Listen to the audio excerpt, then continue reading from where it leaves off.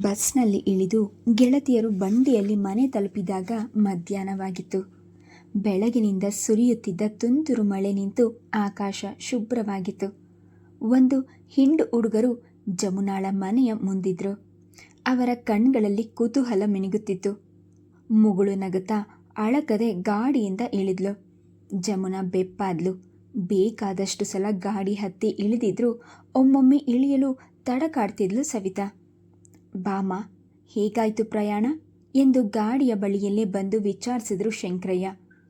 ಸವಿತಾ ಒಂದೆರಡು ಬಾರಿ ಅವರನ್ನು ನೋಡಿದ್ರಿಂದ ಹೊಸ ಮುಖವೇನೂ ಅಲ್ಲ. ಮುಗುಳ್ನಗು ಬೀರುತ್ತಾ ಎರಡು ಕೈ ಜೋಡಿಸಿದ್ಲು. ಚೆನ್ನಾಗಾಯ್ತು ಎಂದು ಸವಿತಾಳ ಬದಲಿಗೆ ಜಮುನಾಳೆ ಹೇಳಿದ್ಲು. ಗಾಡಿಯ ಮಾದ ಸೂಟ್ಕೇಸ್ ಮಿಕ್ಕ ಸಾಮಾನುಗಳನ್ನು ಹೊತ್ತು ತಂದು ಹೊರಗಿನ ಕೋಣೆಯಲ್ಲಿಟ್ಟು ಹೋದ. ಸವಿತಾ, ಇವರು ನಮ್ಮ ತಾಯಿ ಎಂದಾಗ ಸವಿತಾ ಕೈ ಜೋಡಿಸಿದ್ಲು. ಪಟ್ಟಣದ ತುಳುಕಿನ ಮನೆಯೊಡತಿಯಲ್ಲ, ಹಳ್ಳಿಯ ಮನೆಯ ತುಂಬಿದ ಗೃಹಿಣಿ. ಅಗಲವಾದ ಅಣೆಯಲ್ಲಿ ಕಾಸಗಲ ಕುಂಕುಮ, ಕೆನ್ನೆಗೆ ಅರಿಶಿನ, ಮುಖಕ್ಕೊಂದು ಗಾಂಭೀರ್ಯವಾದ ಮೆರಗು. ಒಂದ್ಸಲ ನೋಡಿದ್ರೆ ಮತ್ತೊಮ್ಮೆ ನೋಡುವಂತಹ ವ್ಯಕ್ತಿತ್ವ. ಕೃತಕ ನಗು ಬೀರಿ ಸೌಜನ್ಯಕ್ಕಾಗಿ ಆಹ್ವಾನಿಸಿದಂತಿರಲಿಲ್ಲ. ಕಣ್ಗಳಲ್ಲಿ ಆತ್ಮೀಯತೆ ತುಂಬು ಮನದಿಂದ ಆಹ್ವಾನಿಸುವಂತಿತ್ತು. ಬಾಮ, ಏನು ತೊಂದರೆ ಆಗಲಿಲ್ಲ ತಾನೆ? ಬಂಡಿ ಪ್ರಯಾಣ ಹೊಸದು. ಸವಿತಾ ಮುಖದ ತುಂಬ ನಗು ಹರಿಸಿದ್ಲು. ಆ ಆತ್ಮೀಯ ವಾತಾವರಣ ಅವಳಿಗಿಷ್ಟವಾಯಿತು. ಪ್ರಯಾಣದ ಬಳಲಿಕೆ ಕಳೆಯಲು ಸ್ನಾನ ಮಾಡಿದ್ರು. ಜಮುನಾಳ ತಾಯಿ ಕಮಲಮ್ಮ ಎಲೆ ಹಾಕಿ ಕಾದು ನಿಂತಿದ್ರು.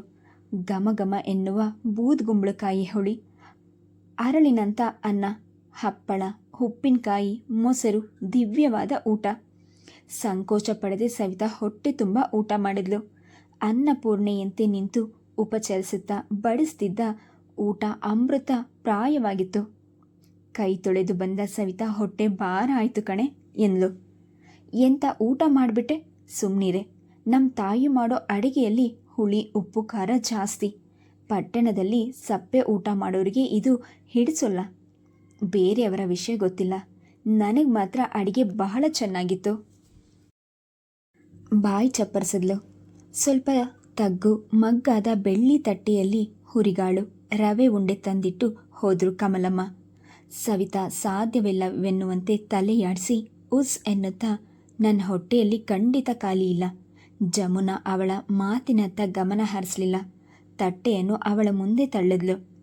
ಇದು ಬರೀ ಬಾಯಿ ಆಡಿಸೋ ತಿಂಡಿನೇ ವಿನಃ ಹೊಟ್ಟೆ ಭಾರ ಮಾಡೋ ತಿಂಡಿನೇ ಅಲ್ಲ ಎಂದವಳೆ ಹುರಿಗಾಳನ್ನು ಬಾಯಿಗೆ ಹಾಕೊಂಡ್ಳು. ಅದು ಇದು ಮಾತನಾಡುತ್ತಾ ತಟ್ಟೆನ ಖಾಲಿ ಮಾಡಿ ಪಕ್ಕಕ್ಕಿಟ್ಟು ಖಾಲಿ ಮಂಚದ ಮೇಲೆ ದಿಂಬನ್ನು ಹಾಕೊಂಡು ಹೊರಳಿಕೊಂಡ್ರು. ನಿದ್ದೆ ಬರೋದು ತಡವಾಗಲಿಲ್ಲ. ಘಮಘಮ ಕಾಫಿ ವಾಸನೆ ಬಂದಾಗಲೇ ಸವಿತಾಳ ನಿದ್ದೆಯ ಜೊಂಪು ಹರಿದಿದ್ದು. ಕಾಫಿ ಕುಡಿದು ಬೇಕಾದರೆ ಇನ್ನೊಂದು ಗಳಿಗೆ ಮಲಗಿ ಎನ್ನುತ್ತಾ ಕಮಲಮ್ಮ ಕಾಫಿಯ ಲೋಟಗಳನ್ನು ಸವಿತಾಳ ಕೈಗಿಟ್ಟು ಇನ್ನೊಂದು ಲೋಟನ ಅಲ್ಲಿರಿಸಿ ಹೋದರು. ಸವಿತಾ ಜಮುನಾಳನ್ನು ಎಬ್ಬಿಸಿದ್ಲು. ಗೊಣಗಾಡುತ್ತಲೇ ಎದ್ದು ಕೂದ್ಲು. ಅವಳ ನಿದ್ದೆ ಇನ್ನೂ ಹರಿದಿರಲಿಲ್ಲ. ಏಳುವ ಮನಸ್ಸು ಮೊದಲೇ ಇರಲಿಲ್ಲ. ಸಾಕು ಹೇಳು ಎಂದು ಗೆಳತಿಯ ಜಡೆ ಹಿಡಿದು ಹೇಳಿದ್ಲು. ಅರೆ ಮನಸ್ಸಿನಿಂದಲೇ ಜಮುನಾ ಕಾಫಿ ಕುಡಿಯತೊಡಗಿದ್ಲು. ಕುಡಿದಷ್ಟು ಕಾಫಿ ಮುಗಿಯುವ ಹಾಗೆ ಕಾಣಲಿಲ್ಲ. ಸವಿತಾಳು ಲೋಟನ ಸರಿಯಾಗಿ ನೋಡಿದ್ಲು. ದಿನ ಬಳಕೆಯ ಒಂದು ಪಾವು ಹಿಡಿಯುವಷ್ಟು ಬೆಳ್ಳಿ ಲೋಟ. ಅವಳ ಎದೆ ದಸ್ಕೆನಿಸಿತು. ಒಂದು ಬೌನ್ಸ್ ಅಥವಾ 1.5 ಬೌನ್ಸಿನ ಕಪ್ಗಳು ಅಲ್ಲಿ ಕಾಫಿ ಕುಡಿದು ಅಭ್ಯಾಸವಿದ್ದ ಸವಿತಾ ಹೆದರಿದ್ದು ಸಹಜವೇ. ಜಮುನಾ, ಈ ಲೋಟ ಅಕ್ಷಯ ಪಾತ್ರೆ ಹಾಗೆ ಕಾಣಿಸುತ್ತೆ. ಎಷ್ಟು ಕುಡಿದ್ರೂ ಮುಗಿಯೋ ಹಾಗೆ ಕಾಣಿಸಲ್ಲ. ಜಮುನಾ ಅವಳ ಮಾತಿಗೆ ತುಟಿ ಅರಳಿಸಿದ್ಲೇ ವಿನಃ ಮತ್ತೇನೂ ಹೇಳಲಿಲ್ಲ. ಮುಖ ತೊಳೆಯುವ ಟವಲ್ ಕಂಡು ಇಬ್ಬರು ಬಚ್ಚಲು ಮನೆ ಕಡೆಗೆ ನಡೆದರು. ಮನೆಗೆ ಸೇರಿದಂತೆ ದೊಡ್ಡ ಅಂಕಣ, ಮಜಬೂತಾದ ಹಂಡೆ, ಆವಿಯಂತಹ ತೊಟ್ಟಿ, ಮತ್ತೊಂದೆಡೆ ಆಳೆತ್ತರ ಸೌದೆಯನ್ನು ಪೇರಿಸಿದ್ರು. ಸುತ್ತಲೂ ಕಣ್ಣಾಡಿಸುತ್ತಲೇ ಸವಿತಾ ಮುಖ ತೊಳೆದ್ಲು. ಒಂದಿಬ್ಬರು ಹುಡುಗರು, ಒಂದೆರಡು ವಯಸ್ಸಿನ ಅಂತರವಿದ್ರೂ ಬಚ್ಚಲು ಕೋಣೆಗೆ ನುಗ್ಗಿ ಬಂದರು. ಅವರಿಬ್ಬರನ್ನು ಸವಿತಾ ನೋಡಿರಲಿಲ್ಲ. ಇಬ್ಬರಲ್ಲೂ ಜಮುನಾಳ ಹೋಲಿಕೆ ಇತ್ತು. ಮೊದಲು ಸವಿತಾಳನ್ನು ನೋಡಿ ನಿಂತರೂ ಅಕ್ಕನ ಬಳಿ ಓಡದೇ ಇರಲಿಲ್ಲ. ಆ ಎಳೆಯ ಮುಖಗಳಲ್ಲಿ ಗೆಲುವಿನ ಕಳೆ ವಿಜೃಂಭಿಸುತ್ತಿತ್ತು. ಮುಖ ಒರೆಸಿಕೊಂಡು ಜಮುನಾ ಒಬ್ಬನ ಕೆನ್ನೆ ಹಿಂಡಿ, ನಾನು ಬರ್ತೀನಿ ಅಂತ ಗೊತ್ತಿದ್ರೂ ಕೂಡ ಅಕ್ಕನ ಮನೆಗೆ ಹೋಗ್ಬಿಟ್ಟಿದ್ರ ಆಕ್ಷೇಪಣೆ ಮಾಡುವಂತಿತ್ತು. ಬಸ್ನಲ್ಲಿ ಕೂತಿದಾಗಿಂದ ಹಳ್ಳಿ ತಲುಪೋವರೆಗೂ ತಮ್ಮಂದಿರ ಬಗ್ಗೆ ಹೇಳ್ಕೊಂಡಿದ್ಲು ಜಮುನಾ ಗೆಳತಿಗೆ. ಬಂದ ಕೂಡಲೇ ಆ ಮುಖಗಳಿಗಾಗಿ ಕಾತರಿಸಿದ್ಲು. ತಾಯಿಯಿಂದ ವಿಷಯ ತಿಳಿದು ಮಂಕಾಗಿದ್ಲು. ಈಗಂತೂ ತಾವರೆಯಂತೆ ಅವಳ ಮುಖ ಅರಳು ಹೋಗಿತ್ತು. ಇವರು ಗೊತ್ತೇನು ಎಂದ್ಲು ಸವಿತಾ ಕಡೆ ತೋರಿಸುತ್ತಾ. ಗೊತ್ತು ಎನ್ನುವಂತೆ ತಲೆ ಆಡಿಸಿದ ಚಿಕ್ಕವನು. ಅಕ್ಕನ ಸೆರಗಿಡಿದು ನಾಚಿಸುತ್ತಾ, ಸವಿತಕ್ಕ ಅಲ್ವಾ? ಸವಿತಾಳ ಮುಖದ ಮೇಲೆ ನಗು ಅರಳಿತು. ಹತ್ತಿರಕ್ಕೆ ಹೋಗಿ ಪ್ರೀತಿಯಿಂದ ಅವರಿಬ್ಬರ ತಲೆಯನ್ನು ತಡವಿದ್ಲು. ಈ ತೆರವಾದ ಪ್ರೀತಿ ಅಪೂರ್ವ ಅಮೂಲ್ಯವೆನಿಸಿತು ಸವಿತಾಳಿಗೆ. ಮೂರ್ತಿ, ಚಂದ್ರು, ಇಲ್ಲಿ ಬನ್ನಿ ಎಂದು ಕಮಲಮ್ಮನವರು ಕೂಗಿಕೊಂಡಾಗ ಅವರಿಬ್ಬರು ಓಡಿದ್ರು. ಯು ಆರ್ ಲಕ್ಕಿ ಎನ್ನುತ್ತಾ ಸವಿತಾ ಗೆಳತಿಯ ಕೈಯನ್ನು ಮೃದುವಾಗಿ ಅದುಮಿದ್ಲು. ಆ ಮಾತು ಆಪ್ಯಾಯಮಾನವಾಗಿತ್ತು ಜಮುನಾಳಿಗೆ. ಕಮಲಮ್ಮನವರಿಗೆ ಮೊದಲೆರಡು ಹೆಣ್ಣು ಸಂತಾನವಾದ ಬಹಳ ವರ್ಷಗಳ ಮೇಲೆ 2 ಗಂಡು ಮಕ್ಕಳಾಗಿದ್ರು. ಒಟ್ಟಾರೆ ಕುಟುಂಬ ವಾರ್ಗಿತಿ ನಾದಿನಿಯರು ಚುಚ್ಚು ಮಾತಿಗೆ ರೋಸು ಹೋಗಿದ್ರು. ಎಂದು ಸಮಾಧಾನ ಕಳೆದುಕೊಂಡವರಲ್ಲ, ಇನ್ನು ತಮಗೆ ಮಕ್ಕಳಾಗುವ ಸಾಧ್ಯತೆಯೇ ಇಲ್ಲವೆಂದುಕೊಂಡು ಹೆಣ್ಣು ಮಕ್ಕಳನ್ನು ಬಹಳ ಅಕ್ಕರೆಯಿಂದ ಬೆಳೆಸುತ್ತಿದ್ದಾಗ ಈ 2 ಗಂಡು ಮಕ್ಕಳು ಒಂದಾದ ಮೇಲೊಂದರಂತೆ ಹುಟ್ಟಿ ಅವರಿಗಿದ್ದ ಏಕೈಕ ಕೊರಗನ್ನು ಚಿವುಟು ಹಾಕಿದ್ರು. ಜಡೆ ಎಣಿಡಿಕೊಂಡು ಹಣೆಗಿಟ್ಕೊಂಡು ಹೊರಗೆ ಬಂದರು. ಶಂಕರಯ್ಯನವರು ಹಜಾರದಲ್ಲಿ ನಿಂತು ಆಳುಗಳಿಗೆ ಏನೋ ಸಲಹೆ ನೀಡ್ತಿದ್ರು. ಸುಮ್ಮನೆ ಕೂಡದೆ ಭೂತಾಯಿಯ ಸೇವೆ ಮಾಡುತ್ತಿದ್ದ ಅವರು ಮೈಕಟ್ಟು ದೃಢವಾಗಿತ್ತು. ದುಡಿಯುವ ಆತ್ಮವಿಶ್ವಾಸ ಅವರ ಮುಖದ ಮೇಲೆ ಮಿನುಗುತ್ತಿತ್ತು. ಲೋ ಕರಿಯ, ಮೊದಲು ತರಕಾರಿ ನೋಡ್ಕೊಂಡು ಬಾ ಎಂದು ಧ್ವನಿ ಎತ್ತರಿಸಿ ಕೂಗಿ ಹೇಳಿದ್ರು. ಅಪ್ಪ, ಹಸಿ ಕಡಲೆಕಾಯಿ. ಶಂಕರಯ್ಯನವರು ಮಗಳ ಕಡೆ ನೋಡಿದ್ರು. ಅಷ್ಟೆತ್ತರ ಬೆಳೆದ್ರು ಅವರ ಪಾಲಿಗೆ ಅವಳು ಸಣ್ಣ ಹುಡುಗಿಯೇ. ಅಕ್ಕರೆ ಅಭಿಮಾನ ಮಿಶ್ರಿತ ನೋಟದಿಂದ ನೋಡಿದ್ರು. ಅವರ ಎದೆ ತುಂಬಿ ಬಂತು. ಆಗಲೇ ತರಿಸಿಟ್ಟಿದ್ದೀನಮ್ಮ. ಅಮ್ಮ ಅಪ್ಪಂಗೆ ಕಾಫಿ ನಿಂತ ಕಡೆಯಿಂದಲೇ ಕೂಗಿ ಹೇಳಿದ್ಲು. ಹಿಂದೆ ಅವಳು ಹೇಳಿದ್ದನ್ನು ನೆನೆಸ್ಕೊಂಡು ಸವಿತಾ ಆಶ್ಚರ್ಯಗೊಂಡ್ಳು. ಇಷ್ಟು ಅಕ್ಕರೆಯಿಂದ ನೋಡುವ ತಾಯಿ ತಂದೆ ಇವಳ ಮೇಲೆ ಮದುವೆಯ ವಿಷಯದಲ್ಲಿ ಒತ್ತಾಯ ಹೇರಲು ಸಾಧ್ಯವೇ? ಬರೀ ಇವಳ ಭ್ರಮೆವೆಂದುಕೊಂಡ್ಳು. ನಿಮ್ಮ ಚಿಕ್ಕಪ್ಪಂದಿರ ಮನೆಗೆ ಹೋಗಿದ್ದೇನಮ್ಮ, ಆಮೇಲೆ ಬೇಜಾರು ಮಾಡಿಕೊಂಡು ಬಂದ್ಬಿಡ್ತಾರೆ. ಆ ಸಂದರ್ಭದಲ್ಲಿ ಅವರ ಮುಖದ ಮೇಲೆ ವೇದನೆಯ ಗೆರೆಗಳು ಮಿನಿಗಿ ಮಾಯವಾದವು. ಊಟ ಮಾಡಿ ನಿದ್ದೆ ಮಾಡಿದ್ವಿ, ಈಗ ಹೋಗಿ ಬರಬೇಕು, ತುಟಿ ಅರಳಿಸಿ ಹೇಳಿದ್ಲು. ತಂದೆಗೆ ಅವಳು ಹೆದರುವಂತೆ ಕಾಣಲಿಲ್ಲ. ಸವಿತಾಳಿಗೆ ಮ್ಯಾಥ್ಸ್ ಪ್ರಾಬ್ಲಮ್, ಹಾಗೆ ಇವಳ ಮದುವೆ ಪ್ರಾಬ್ಲಮ್ ಬಿಡಿಸಲಾರದ ಕಗ್ಗಂಟಲ್ಲ, ಅರ್ಥವಿಲ್ಲದ ಭಯ ಇವಳದು ಎಂದ್ಕೊಂಡ್ಳು. ಹಜಾರದಲ್ಲಿದ್ದ ತೂಗು ಮಣೆಯ ಮೇಲೆ ಕೂತು ಕಾಫಿ ಕುಡಿಯತೊಡಗಿದ್ರು. ಶಂಕರಯ್ಯ ಹಿಂದಿನದೆಲ್ಲ ಮೆಲುಕು ಹಾಕುವಂತೆ ಅವರ ಮನಸ್ಸು ತುಂಬಿದ ಮನೆ ಹೊಡೆದು ಹೋಗುವುದು ಅವರಿಗೆ ಇಷ್ಟವಿರಲಿಲ್ಲ. ಅದು ಹೆಂಡತಿ ಮತ್ತು ತಮ್ಮಂದಿರಿಗೂ ಇಷ್ಟವಿಲ್ಲವೆಂಬ ಸಂಗತಿ ಇವರಿಗೆ ಗೊತ್ತಿತ್ತು. ಆದರೆ ಇವರ ಮನೆ ಬೆಳಗಲೆಂದು ಬಂದ ಹೆಣ್ಗಳು ಈ ಜೀವನ ಇಷ್ಟಪಡಲಿಲ್ಲ. ತಮ್ಮ ತಮ್ಮ ಗಂಡಂದಿರೊಬ್ಬರೊಂದಿಗೆ ಬೇರೆ ಇರಲು ಆಶಿಸಿದ್ರು. ಅದನ್ನು ತಿಳಿದ ಮೇಲೆ ಶಂಕರಯ್ಯನವರೇ ತಾವೇ ಅವರನ್ನು ಬೇರೆ ಬೇರೆ ಕಳುಹಿಸಿ ನಿಶ್ಚಿಂತರಾದರು. ಅದಕ್ಕಾಗಿ ಬಹಳ ದಿನ ಮನೋವೇದನೆಗೆ ಅನುಭವಿಸಿದರು. ಈಗಲೂ ಅವರೆದೆಯಲ್ಲಿ ಆ ಬೆಂಕಿ ಆರಿಲ್ಲ. ಹೋಗಿ ಬರೋಣವೇನು ಎಂದಾಗ ಸವಿತಾ ಸರಿ ಎನ್ನುವಂತೆ ತಲೆ ಆಡಿಸಿದ್ಲು. ಸುಮ್ಮನೆ ಮನೆಯಲ್ಲಿ ಕೂಡುವ ಬದಲು ಹಳ್ಳಿಯ ಪ್ರಕೃತಿ ಸೌಂದರ್ಯ ಸವಿಯೋದೇ ಸಮಂಜಸವಾಗಿ ಕಂಡಿತು ಅವಳಿಗೆ. ಇಬ್ಬರು ಹೇಳಿ ಬೀದಿಗಿಳಿದ್ರು. ಇಲ್ಲಿನ ಜನರೆಲ್ಲ ಜಮುನಾಳಿಗೆ ಪರಿಚಿತರೇ. ಎದುರಾದೊಡನೆ ಮನೆಗಳ ಮುಂದೆ ಒಂದಲ್ಲ ಒಂದು ಕೆಲಸದಲ್ಲಿ ನಿಂತಿರದವರೊಡನೆ ಮಾತನಾಡಿ ಮುಂದೆ ಸಾಗಬೇಕಿತ್ತು. ಯಾರು ಎನ್ನುವಂತೆ ನೋಡುವ ಜನರಿಗೆಲ್ಲ ಸವಿತಾಳ ಬಗ್ಗೆ ಹೇಳಬೇಕಾಯಿತು ಜಮುನಾ. ಹಳ್ಳಿಯಲ್ಲೇ ಹುಟ್ಟಿ ಬೆಳೆದ ಅವಳಿಗೆ ಅದು ಸಾಮಾನ್ಯ ವಿಷಯ. ಈ ಜೀವನದ ಅರಿವಿಲ್ಲದ ಸವಿತಾ ಕೂಡ ಹೆಚ್ಚೆಂದು ಭಾವಿಸಲಿಲ್ಲ ಅವನ್ನೆಲ್ಲ. ಮುಂದೆ ಆರ್ಸಿಸಿ ಮಾಡಿಸಿದ್ರೂ ಹಿಂದೆ ಹೆಂಚು ಹೊದಿಸಿದ್ದು ಸುಮಾರಾಗಿ ಅಚ್ಚುಕಟ್ಟಾಗಿದ್ದ ಮನೆಯೊಳಗೆ ಪ್ರವೇಶಿಸಿದ್ರು. ಬಾಗಿಲಿನಲ್ಲಿ ನಿಂತೆ ಮೂರ್ತಿ ಚಿಕ್ಕಪ್ಪ ಎಂದ್ಲು. ಕೋಣೆಯಿಂದ ಹೊರಬಂದ ವ್ಯಕ್ತಿಯೇ ಜಮುನಾಳ ಮೂರ್ತಿ ಚಿಕ್ಕಪ್ಪನಾಗಿರಬೇಕು. ಕಣ್ಣು ಅರಳಿಸಿದ್ರು. ಅವರ ಮೊಗದಲ್ಲಾದ ಮಾರ್ಪಾಡಿನಿಂದಲೇ ತಿಳಿಬಹುದು ಅವರು ಜಮುನಾಳನ್ನು ಬಹಳಷ್ಟು ಪ್ರೀತಿಸ್ತಾರೆ ಎಂದು. ಎಲ್ಲ ಹುಡುಗಿ, ನಾನೇ ಬಸ್ ಹತ್ರ ಬರಬೇಕು ಅಂತ ಇದ್ದೆ. ಗದ್ದೆ ಹತ್ರ ಸ್ವಲ್ಪ ಕೆಲಸ ಇತ್ತು. ಅಣ್ಣ ಬೇಡ ಅಂದರು. ನಾನು ಈಗ ಬಂದು ನಿನ್ನ ಹತ್ರ ಜಗಳ ಆಡಬೇಕು ಅಂತ ಇದ್ದೆ. ಈಗ ಮಾತ್ರವೇನು, ಇಲ್ಲೇ ಬಂದಿದ್ದೀನಿ, ತೊಂದರೆ ತಪ್ತು ಬಿಡಿ. ಮೂರ್ತಿ ಚಿಕ್ಕಪ್ಪ ಬಂದು ಜಮುನಾಳ ತಲೆಯ ಮೇಲೆ ಮೊಟಕಿದ್ರು. ನಮ್ಮ ಮಾತಿನಲ್ಲಿ ನಿಮ್ಮನ್ನು ಮರೆತುಬಿಟ್ಟೆ, ದಯವಿಟ್ಟು ಕ್ಷಮಿಸಬೇಕು ಎಂದರು. ಸವಿತಾಳ ಕಡೆ ತಿರುಗಿ. ಇಷ್ಟೊಂದು ಗೌರವ ಅವರಿಂದ ಅವಳು ನಿರೀಕ್ಷಿಸಿರಲಿಲ್ಲ. ಮುಜುಗರವಾಯಿತು. ಸಂಕೋಚಿಸುತ್ತಲೇ, ಪರವಾಗಿಲ್ಲ ಅಷ್ಟೇನೂ ಜಮುನಾ ಮಧ್ಯದಲ್ಲೇ ತಡೆದ್ಲು. ಎಲ್ಲಿ ಚಿಕ್ಕಮ್ಮ ಕಾಣಿಸಲ್ಲ? ಎಲ್ಲೋ ಅಡಿಗೆ ಮನೆಯಲ್ಲಿ ಇರ್ತಾಳೆ, ಇಲ್ಲದಿದ್ದರೆ ಹಿತ್ತಲಲ್ಲಿ ಬದನೆಕಾಯಿ ಕೀಳ್ತಾ ಇರಬೇಕು. ಜಮುನಾ ಸವಿತಾಳನ್ನು ಅಲ್ಲೇ ಬಿಟ್ಟು ಹಿತ್ತಲಿಗೆ ಓಡಿದ್ಲು.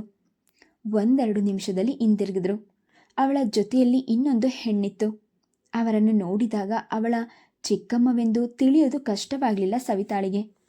ನೋಡಿ ಚಿಕ್ಕಮ್ಮ, ಇವಳೇ ನನ್ನ ಸ್ನೇಹಿತೆ ಸವಿತಾ ಅಂತ, ರ್ಯಾಂಕ್ ಸ್ಟೂಡೆಂಟ್. ಮ್ಯಾಥ್ಸ್ ಎಲ್ಲ ಅರೆದು ಕುಡಿದ್ಬಿಟ್ಟಿದ್ದಾಳೆ. ಆಕೆ ಅಭಿಮಾನದಿಂದ ಮುಖ ಅಗಲಿಸಿದ್ಲು. ಅವಳು ಹೇಳೋ ಸ್ಪೆಷಾಲಿಟಿ ಏನೂ ನನ್ನಲ್ಲಿಲ್ಲ. ಮಾತಲ್ಲೇ ಆಯಿತು ಕೂತ್ಕೊಳ್ಳಿ ಎಂದು ಉಪಚರಿಸಿದ್ರು. ಮೂರ್ತಿಗಳು ಮಾತುಕತೆಯೆಲ್ಲ ಮುಗಿಸ್ಕೊಂಡು ಇನ್ನೊಬ್ಬ ಚಿಕ್ಕಪ್ಪನ ಮನೆಗೆ ಹೋಗಿ ಅಲ್ಲೇ ಊಟ ಮುಗಿಸಿ ಮನೆ ತಲುಪೋ ವೇಳೆಗೆ ರಾತ್ರಿ 9 ದಾಟಿ ಹೋಗಿತ್ತು. ಈ ವಾತಾವರಣದಲ್ಲಿ ಸವಿತಾಳ ಮನಸ್ಸು ಮೊದಗೊಂಡಿತು. ಇಬ್ಬರಿಗೂ ದೊಡ್ಡ ಲೋಟಗಳಲ್ಲಿ ಹಾಲು ತಂದಿಟ್ರು ಕಮಲಮ್ಮ. ಅದನ್ನು ಕುಡಿದು ಹೊರಗಿನ ಕೋಣೆಯಲ್ಲಿ ಹಾಸಿಗೆ ಬಿಡಿಸ್ಕೊಂಡು ಮಲಗಿದ್ರು. ಮಲಗಿದ್ದ ಸವಿತಾ ಮೆಲ್ಲನೆ ಪಿಸುಗುಟ್ಟಿದ್ಲು. ನೀನು ತುಂಬ ಅದೃಷ್ಟವಂತಳು. ಏಕಮುಖವಾಗಿ ಚಿಕ್ಕಪ್ಪ ಚಿಕ್ಕಮ್ಮಂದಿರ ಪ್ರೀತಿ ಪಡೆದಿದ್ದೀಯ. ಬೇರೆ ಬೇರೆ ಇದ್ರೂ ನಿಮ್ಮ 3 ಕುಟುಂಬಗಳಲ್ಲಿ ಆತ್ಮೀಯತೆ ಇದೆ. ಒಂದು ವಿಧದಲ್ಲಿ ಆದರ್ಶ ಮನೆತನ. ಅವಳ ಮಾತುಗಳನ್ನು ಕೇಳಿ ಜಮುನಾ ಮನಸ್ಸಿನಲ್ಲೇ ಅಯ್ಯೋ ಎಂದ್ಕೊಂಡ್ಳು. ಹಳ್ಳಿಯಲ್ಲಿ ತಮ್ಮ ಕಡೆ ಯಾರೂ ಬೆಟ್ ಮಾಡಿ ತೋರಿಸಬಾರ್ದೆಂಬ ಛಲ ಹೊತ್ತು ಮನಸ್ಸಿನ ಕಹಿಯನ್ನು ಮರೆತು ನಾಟಕದ ಜೀವನವನ್ನು ಅವರು ಅನುಭವಿಸ್ತಾ ಇದ್ದಾರೆ. ದೊಡ್ಡ ಆಸ್ತಿನ ಭಾಗ ಮಾಡಿ ಹಳ್ಳಿಯಲ್ಲಿ ತಮ್ಮ ಮರ್ಯಾದೆ ಕಳೆದುಕೊಳ್ಳಲು ತಯಾರಿಲ್ಲದ ಶಂಕರಯ್ಯ ತಮ್ಮಂದಿರು ಕುಣಿದ ಹಾಗೆಲ್ಲ ಕುಣಿಯುತ್ತಿದ್ರು. ಈ ಕುಣಿತಕ್ಕೆ ಸೂತ್ರಧಾರರು ತಮ್ಮಂದಿರಿಗೆ ಹೆಂಡತಿಯರಾಗಿ ಬಂದ ಲಾಲನೆಯರು. ಸಣ್ಣನೆಯ ಕಣ್ಗಳಲ್ಲೇ ನೋಡ್ತಿದ್ರು. ಹದ್ದುಗಣ್ಣಿನಿಂದ ಎಲ್ಲವನ್ನು ತಮ್ಮದಾಗಿಸುವ ಪ್ರಯತ್ನ ಮಾಡ್ತಿದ್ರು. ಎಲ್ಲ ತಿಳಿದು ಸಹ ಕಮಲಮ್ಮ ಮೌನ ವಹಿಸುತ್ತಿದ್ರು. ಸಣ್ಣ ವಯಸ್ಸಿನ ಹುಡುಗರು. ಅವರ ಮುಂದಿನ ಭವಿಷ್ಯವೆಲ್ಲ ಗಾಢ ಅಂಧಕಾರವಾಗಿಯೇ ಕಾಣ್ತಿತ್ತು.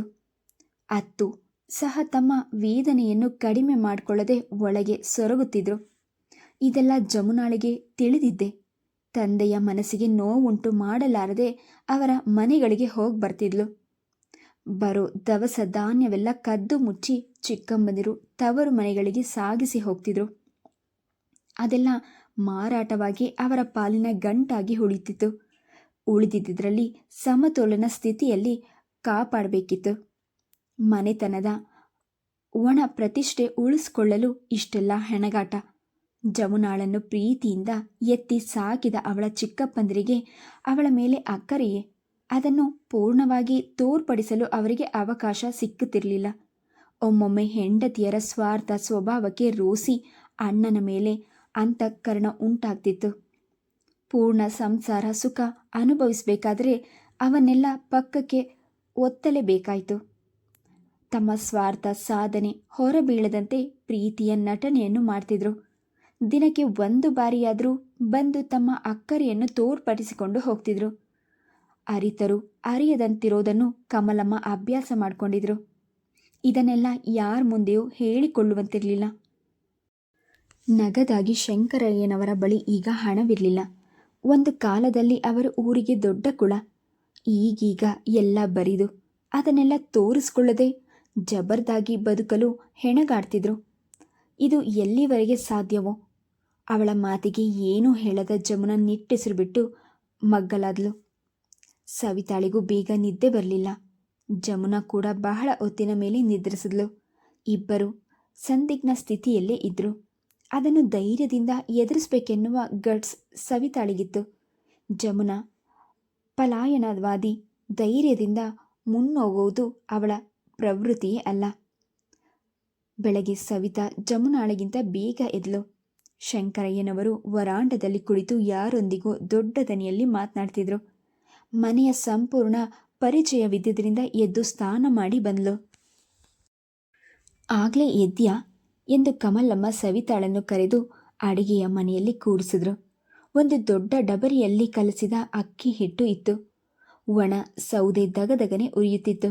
ಹೆಂಚಿನ ಮೇಲೆ ರೊಟ್ಟಿ ಬೇಯ್ತಿತ್ತು. ಕಾಫಿ ಬಿಸಿ ಮಾಡಿ ಸವಿತಾಳ ಮುಂದೆರಿಸಿದ್ರು. ಎಂದಿನ ಪಾವು ಲೋಟ. ಲೋಟದ ಕಂಠದ ಮೇಲೆ ಬೆರಳು ಆಡಿಸುತ್ತಾ ತುಂಬ ಜಾಸ್ತಿ ಆಯಿತು. ಈ ಕಾಫಿ ಕುಡಿದ್ರೆ ಮಧ್ಯಾಹ್ನದವರೆಗೂ ಊಟ ಮಾಡೋಗಬೇಕಿಲ್ಲ. ಕಮಲಮ್ಮನವರ ಮುಖದ ಮೇಲೆ ನಗು ಮೂಡಿತು. ಸವಿತಾಳ ಮಾತಿನಲ್ಲಿದ್ದ ಸತ್ಯ ಅವರಿಗೆ ತಿಳಿದಿದೆ. ಪಟ್ಟಣದಲ್ಲಿ ಇದ್ದ ಅಣ್ಣನ ಮಕ್ಕಳು ಮನೆಗೆ ಹೋದಾಗ ಅವರು ಕೊಡೋ ಕಪ್ ಕಾಫಿ ಅವರಿಗೆ ಕುಡಿದಾಗೆ ಆಗ್ತಿರಲಿಲ್ಲ. ಇಲ್ಲಂತೂ ಆ ಕಪ್ಗಳು ಬಳಕೆಯೇ ಇರಲಿಲ್ಲ. ಪರವಾಗಿಲ್ಲ ಕುಡಿ, ನಮಗಂತೂ ಈ ಕಪ್ಗಳನ್ನು ಬಳಸಿಯೇ ಅಭ್ಯಾಸವಿಲ್ಲ ಎಂದವರೇ ರೊಟ್ಟಿಗಳನ್ನು ಮಾಡೋದ್ರಲ್ಲಿ ಮಗ್ನರಾದರು. ಕಮಲ, ಕಾಫಿ ತಂದು ಕೊಡ್ತೀಯಾ? ಹೊರಗಿನಿಂದಲೇ ಕೂಗಿ ಹೇಳಿದರು ಶಂಕರಯ್ಯ. ತರ್ತೀನಿ ಎಂದವರೇ ಕೊಡಳೆಯಲ್ಲಿ ಕಾಫಿಗಾಗಿ ನೀರಿಟ್ರು. ಆ ಮುಖದ ಭಾವನೆಗಳಲ್ಲಿ ಸ್ವಲ್ಪವಾದರೂ ಏರುಪೇರಿರಲಿಲ್ಲ. ಕಾಫಿಯನ್ನು ಲೋಟಗಳಿಗೆ ಬಗ್ಗಿಸುತ್ತಾ ಮೂರ್ತಿ, ಚಂದ್ರು ಕೂಗಿದವರೇ ಗೊಣಗಿ ಗುಟ್ಟಿದ್ರು. ಗಂಟೆ 8 ಈ ಹುಡುಗರು ಹೇಳಲ್ಲ. ನಾನು ತಗೊಂಡು ಹೋಗಿ ಕೊಡ್ಲಾ? ಸವಿತಾ ಮುಂದಾದ್ಲು. 2 ಲೋಟ ಕಾಫಿಯನ್ನು ತಟ್ಟೆಯಲ್ಲಿಟ್ಕೊಂಡು ಹೊರಗೆ ಬಂದ್ಲು. ಶಂಕರಯ್ಯನವರ ಜೊತೆ ಮಾತನಾಡುತ್ತಿದ್ದವರು ಬೇರೆ ಯಾರೂ ಅಲ್ಲ, ಜಮುನಾಳ ಬಾವಿ ಪತಿ ಶೈಲೇಂದ್ರ. ಪರಿಚಯ ಹೇಳಲು ಬಾಯಿ ತೆರೆಯುವ ಮುನ್ನವೇ ಶೈಲೇಂದ್ರ ಗೊತ್ತು ಗೊತ್ತು, 1-2 ಸಲ ಜಮುನಾ ಜೊತೆಯಲ್ಲೇ ಇವರನ್ನು ನೋಡಿದ್ದೀನಿ. ಸವಿತಾ ಪರಿಚಯದ ನಗುವನ್ನು ಮುಖದ ಮೇಲೆ ಹರಳಿಸಿ ಕೈ ಮುಗಿದ್ಲು. ನಮ್ಮ ಹಳ್ಳಿ ಬಗ್ಗೆ ಏನನ್ಸುತ್ತೆ? ದಿಟ್ಟತನದಿಂದ ಕೇಳಿದ. ದೊಡ್ಡಸ್ತಿಕೆಯನ್ನು ಮಾತಿನಲ್ಲಿ ಬಿಂಬಿಸೋದೇ ಅವನ ಸ್ವಭಾವ. ತುಂಬ ಚೆನ್ನಾಗಿದೆ. ನಾನು ಚೇರ್ಮನ್ ಆದಮೇಲೆ ಬಹಳಷ್ಟು ಇಂಪ್ರೂವ್ಮೆಂಟ್ಸ್ ಮಾಡಿಸಿದ್ದೀನಿ. ಇನ್ನೂ ಮಾಡಿಸೋದು ಬಹಳಷ್ಟಿವೆ. ಸವಿತಾಳಿಗೆ ಏನು ಮಾತನಾಡಿಸ್ಬೇಕು ಎನಿಸಲಿಲ್ಲ. ಕೋಣೆಗೆ ಹೊರಟ್ಬಿಟ್ಲು. ಅವಳ ಕಣ್ಣಿಗೆ ಶೈಲೇಂದ್ರ ಸ್ವಲ್ಪ ದುರಂಕಾರಿಯಾಗಿ ಕಂಡನೇ ಹೊರತು ಕೆಟ್ಟ ವ್ಯಕ್ತಿಯಾಗಿ ಕಾಣಲಿಲ್ಲ. ಜಮುನಾ ಕತ್ತಿನವರೆಗೂ ಹೊತ್ತು ನಿದ್ರಿಸಲೇ ಇದ್ಲು. ಅವಳು ಮುಖದ ಮೇಲೆ ನಗುವಿನಂತಹ ಕಲ್ಮಶರಹಿತ ಭಾವನೆಗಳಿದ್ದವು. ಲೇ ಜಮುನಾ, ಸಾಕು ಹೇಳು ಎಂದು ಭುಜ ಹಿಡಿದು ಅಲುಗಾಡಿಸಿದ್ಲು. ಮೆಲ್ಲನೆ ಅವಳ ಕಿವಿಯ ಬಳಿ ಬಗ್ಗಿ ಪಿಸುಗುಟ್ಟಿದ್ಲು. ನಿನ್ನ ದರ್ಶನಕ್ಕಾಗಿ ಬಾವಿ ಯಜಮಾನರು ಬಂದಿದ್ದಾರೆ. ಜಮುನಾ ತಟ್ಟನೆ ಎದ್ಕೂದ್ಲು. ಕೆಟ್ಟ ಕನಸು ಕಂಡ ಭಯದಿಂದ ಎದ್ದು ಕೂತಂತಿದ್ಲು. ನಿಮ್ಮ ತಂದೆ ಜೊತೆಗೆ ಮಾತನಾಡ್ತಾ ಕೂತಿದ್ದಾರೆ. ಹೊದ್ದಿದ್ದ ರಗ್ಗನ್ನು ಎಸೆದು ಮೇಲಕ್ಕೆದ್ಲು.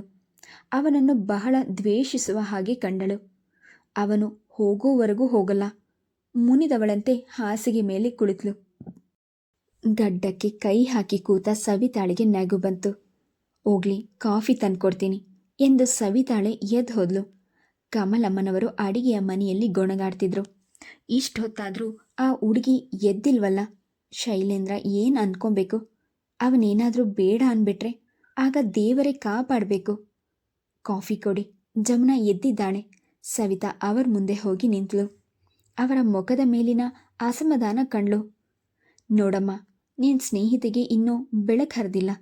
ಹೆಣ್ಮಕ್ಕಳು ಹಾಗಾದರೆ ಹೋದವರ ಮನೆಯಲ್ಲಿ ಪೂರೈಸಕ್ಕಾಗತ್ತಾ? ಈ ಕಾಲೇಜು ಓದು ಬೇಡ ಅಂದರೆ ಅವರು ಕೇಳಲಿಲ್ಲ. ಈಗ ಇವಳು ಯಾವ ರೀತಿ ತಯಾರಾಗಿದ್ದಾಳೋ ನೋಡು. ತಾಯಿ ಹೃದಯದ ದುಃಖ ಸವಿತಾಳಿಗೆ ಅರಿವಾಯಿತು. ಹಾಗೆಂದು ಗೆಳತಿಯ ಬಗ್ಗೆ ಬೇಸರಗೊಳ್ಳಲಾರಳು. ಆಗ್ಲೇನೆ ಎದ್ಲು. ಸುಮ್ಮನೆ ಕೂತಿದ್ದಾಳೆ. ಬಾಯಿಗೆ ಬಂದದ್ದನ್ನು ಹೇಳಲು ಅವರು ಕೊಟ್ಟ ಕಾಫಿಯನ್ನು ತೆಗೆದುಕೊಂಡು ಕೋಣೆಗೆ ಬಂದ್ಲು. ಶೈಲೇಂದ್ರ 1-2 ಬಾರಿ ಇವಳ ಕಡೆ ದೃಷ್ಟಿ ಹೊರಳಿಸಿದ. ಜಮುನಾ ಕಾಣದೆ ಇದ್ದಿದ್ದರಿಂದ ಅವನಿಗೆ ನಿರಾಸೆಯಾಯಿತು. ನಿರಾಸೆ ಅಸಮಾಧಾನವಾಗಿ ಮಾರ್ಪಾಟತ್ತು ಕೂತಡೆಯಲ್ಲೇ ದುಮುಗುಟ್ಟಿದ. ನಾನು ಬರ್ಲಾ? ಮೇಲಕ್ಕೆದ್ದ, ಸುತ್ತಮುತ್ತಲೂ ದೃಷ್ಟಿ ಹೊರಳಿಸಿದ. ಬೇಕೆಂದೇ ಜಮುನಾ ತನಗೆ ಕಾಣದಂತಿರಬೇಕು. ಎಷ್ಟು ದಿನ ಅವಳ ಈ ಸೊಕ್ಕು? ಆಮೇಲೆ ಇಳಿಸ್ತೀನಿ ಅವಳ ದಿಮಾಕು ಎಂದು ಹಲ್ ಕಡಿದ. ಇಲ್ಲ ಇಲ್ಲ, ಬೇಕಾದಷ್ಟು ಕೆಲಸ ಇದೆ. ಇನ್ನು ಬೆಂಗಳೂರಿನಿಂದ ಬಂದ ಹುಡುಗಿ ಇರ್ತಾಳೆ ತಾನೆ ಎಂದು ಕೇಳಿದ. ಜಮುನಾಳ ಸುದ್ದಿ ಎತ್ತಿ ತನ್ನ ದೊಡ್ಡಸ್ತಿಕೆ ಕಡಿಮೆ ಮಾಡಿಕೊಳ್ಳೋದು ಅವನಿಗೆ ಬೇಕಿಲ್ಲ. ನಿನ್ನೆ ತಾನೇ ಬಂದಿದ್ದಾರೆ. 4-6 ದಿನ ಬಲವಂತವಾಗಿಯಾದರೂ ನಿಲ್ಲಿಸ್ಕೋಬೇಕು. ಅಪರೂಪಕ್ಕೆ ಕರ್ಕೊಂಡು ಬಂದಿದ್ದಾಳೆ. ಅಮ್ಮನ್ನ ಕಳಗಿಸ್ಕೊಡ್ತೀನಿ, ಅವರ ಜೊತೆಯಲ್ಲೇ ಕಳಗಿಸ್ಕೊಡಿ ಎಂದವನೇ ಹೊರಟ. ಅವನು ಓದೋದಕ್ಕನ್ನೇ ನೋಡುತ್ತಾ ನಿಂತರು. ಈ ಹಳ್ಳಿಗೆ ಅವನೊಂದು ಆಕರ್ಷಕ ವ್ಯಕ್ತಿ. ಪ್ರತಿಯೊಬ್ಬರೂ ಸಲಹೆ ಕೇಳಲು ಅವನ ಬಳಿ ಹೋಗ್ತಿದ್ರು. ಪ್ರಗತಿಶೀಲ ರೈತನಾಗಿದ್ದ. ಬೆಳೆಗಳಲ್ಲಿ ನಾನಾ ಪ್ರಯೋಜನಗಳನ್ನು ಮಾಡಿ ಕಬ್ಬಿನ ಬೆಳೆಗಾಗಿ ರಾಜ್ಯ ಪ್ರಶಸ್ತಿಯನ್ನು ಪಡೆದಿದ್ದ. ಇಂತಹವನು ಅಳಿಯನಾಗೋದು ನಮ್ಮ ಅದೃಷ್ಟವೆಂದೇ ಭಾವಿಸಿದ್ರು ಶಂಕರಯ್ಯ. ಅದನ್ನು ಕಳೆದುಕೊಳ್ಳಲು ಅವರು ಸರ್ವ ಸಿದ್ಧರಿರಲಿಲ್ಲ. ಮೂರ್ತಿ, ಚಂದ್ರು ತಿಂಡಿಗಾಗಿ ಅಡಿಗೆಯ ಮನೆ ಸೇರಿಬಿಟ್ರು. ಮನೆಯಲ್ಲಿ ಗಲಾಟೆಯೇ ಇರಲಿಲ್ಲ. ಕಮಲ, ಜಮುನಾ ಇನ್ನೂ ಎದ್ದಿಲ್ವೇನು? ಕಮಲಮ್ಮ ಉತ್ತರ ಹೇಳುವ ಮುನ್ನವೇ ಜಮುನಾ ತಂದೆ ಎದುರು ಬಂದ್ಲು. ಸಣ್ಣದಕ್ಕೆಲ್ಲ ರೇಗಾಡಲು ಅವರು ಸಿದ್ಧರಿಲ್ಲ. ಮಗಳ ಮೇಲೆ ಅವರಿಗೆಷ್ಟು ಪ್ರೀತಿ ಇತ್ತೋ ಅಷ್ಟೇ ಅಭಿಮಾನವಿತ್ತು. ಪ್ರತಿಷ್ಠೆಯ ಮೇಲೆ ಬಹುಶಃ ಇದರಲ್ಲಿ ಯಾವುದಕ್ಕೂ ಗೆಲ್ಲುವ. ಸ್ನಾನ ಮಾಡಿ ತಿಂಡಿ ತಿನ್ನು ಹೋಗು. ಜಮುನಾಳಿಗೆ ಅಷ್ಟೇ ಸಾಕಾಗಿತ್ತು. ತಪ್ಪಿಸ್ಕೊಂಡು ಹೋಗಲು ತಂದೆಯ ಮೇಲೆ ಅವಳಿಗೆ ಅಪಾರವಾದ ಪ್ರೀತಿ. ಶೈಲೇಂದ್ರನ ನೆನಪು ಬಂದರೆ ಅವರ ಮುಖ ನೋಡಲೇ ಬೇಸರಿಸ್ತಿದ್ಲು. ಶಂಕರಯ್ಯನವರ ಉಪಹಾರ ಮುಗಿಸಿ ಹೋದ್ಮೇಲೆಯೇ ಜಮುನಾ, ಸವಿತಾ ತಿಂಡಿ ತಿಂದಿದ್ದು. ಅಮ್ಮ, ನಮ್ಮ ಮೇಲಿನ ಗದ್ದೆ ಕಡೆ ಸುತ್ತಾಡ್ಕೊಂಡು ಬರ್ತೀವಿ ಎಂದ್ಲು. ಜಮುನಾ ಕೈಗಳನ್ನು ಸೆರಗಿಗೆ ಒರೆಸುತ್ತಾ, ಹೋಗ್ಬನ್ನಿ, ಯಾರನ್ನಾದ್ರೂ ಜೊತೆ ಕರ್ಕೊಂಡು ಹೋಗಿದ್ರೆ ಚೆನ್ನ.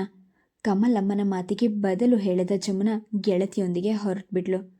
ಅರ್ಧ ದೂರ ಸವೆಸಿ ಪಕ್ಕಕ್ಕೆ ತಿರುಗಿಸಿದಾಗ ಹೊಸದಾಗಿ ಸುಣ್ಣ ಬಣ್ಣವಾಗಿದ್ದ ಕಟ್ಟಡದ ಮುಂದೆ ಹುಡುಗರ ಗಲಾಟೆಯೂ ಗಲಾಟೆ. ಇದು ನಮ್ಮ ಹಳ್ಳಿ ಸ್ಕೂಲ್. ಮೊದಲು ಪ್ರೈಮರಿ ಸ್ಕೂಲ್ ಮಾತ್ರ ಇತ್ತು. ಶೈಲೇಂದ್ರ ಚೇರ್ಮನ್ ಆದಮೇಲೆ ಮಿಡಲ್ ಸ್ಕೂಲ್ ಬಂತು. ಒಂದು ಹೊಸ ಕಟ್ಟಡ ಆಯಿತು.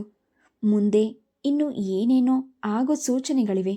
ಸವಿತಾ ಗೊಳ್ಳನೆ ನಕ್ಕಳು. ಇಷ್ಟೆಲ್ಲ ಸಮಾಜ ಸೇವೆ ಮಾಡೋ ಶೈಲೇಂದ್ರನ ಬಗ್ಗೆ ನಿನಗೆ ಸಹಜವಾಗಿ ಅಭಿಮಾನ ಇರಬೇಕಿತ್ತು. ಜಮುನಾಳ ಮುಖ ಗಂಟಾಯಿತು. ಅಸಮಾಧಾನದಿಂದ ತುಟಿಗಳು ಬಿಗಿದುಕೊಂಡವು.